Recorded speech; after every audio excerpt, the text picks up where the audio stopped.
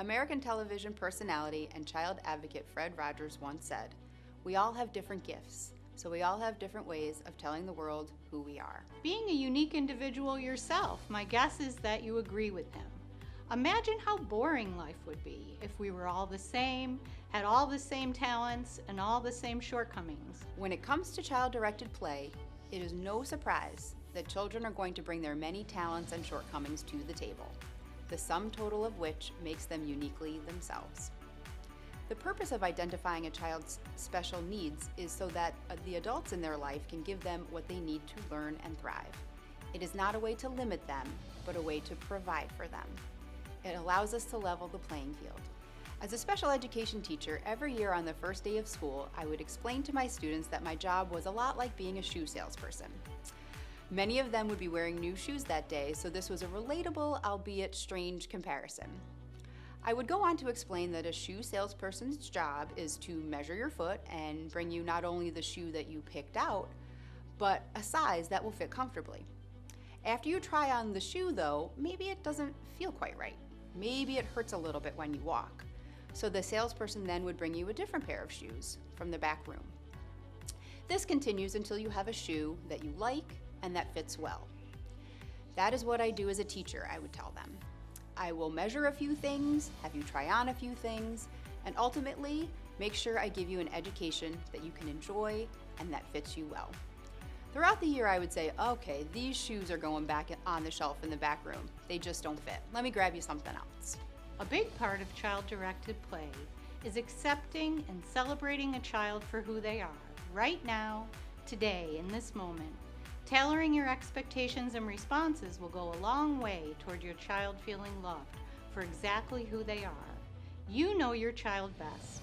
Consider these suggestions and see if any of them might help your child to feel more comfortable while playing together. Movement seekers and attention spanners. Not all kids are comfortable sitting and playing a game. Many like to stand. Many like to wander. Many like to sit on the floor, then stand, then run a little, then sit again. You can ask your child in motion, "Am I good right here?" to see if they want you to move about as well. Don't feel like either of you need to be stationary to be successful. Related to this is a child's ability to attend. Children who have a hard time with sustained attention might present similarly to kids who have to be on the go.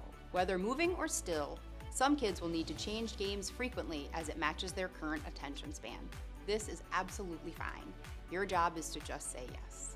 Gross and fine motor abilities. For reasons related to body awareness and spatial perception, some children prefer more big muscle play as compared with play that involves more delicate work with their fingers. They want to bounce, kick a ball, roll down a hill. They may want to set up an obstacle course or jump on a trampoline. Is this your child? On the other hand, some children find fine motor play to be much more pleasing. These children may opt to play with Play-Doh, make a macaroni necklace, or build a castle out of Legos. They may like games such as Connect 4, where there are small pieces to manipulate and place. Maybe this is your child. One type of play isn't more beneficial, so whatever your child gravitates to today is worthwhile. Sensory input. We all take in information through our senses. Some children, however, have difficulty processing this information, the results of which can lead to a fingernails on the chalkboard type of sensation for them. This feeling can come for things they hear, such as a garbage truck going down the street or the beep of a microwave. It can come from things they feel, such as a tag on a shirt or an unwanted hug. It can come from things they see, such as a crowded gathering or a large hanging chandelier. To keep child-directed play a fun experience, you might consider avoiding games that involve surprising elements, loud elements, and/or bodily contact. Emotions running high. Many children are passionate about what they play. It stands to reason then that their emotions can run a little high when it comes to winning, losing, or somehow straying from their intended outcome. If this sounds familiar, then consider acknowledging it with a big smile. It seems to me that you really like to win, or you just love when I lose, huh? Another helpful thing to say is, we can pause and go back. This is like a do-over when a child becomes upset at a play outcome. You can erase what just happened and start again, like going back in time and changing something. Finally, if a child just cannot recover from a frustrating turn of events, it is okay to lovingly end the play. Empathize with their disappointment. Offer to sit with them if they'd like, or let them know that you'll just give them some space, but we'll check on them in a few minutes to see if they are feeling any better.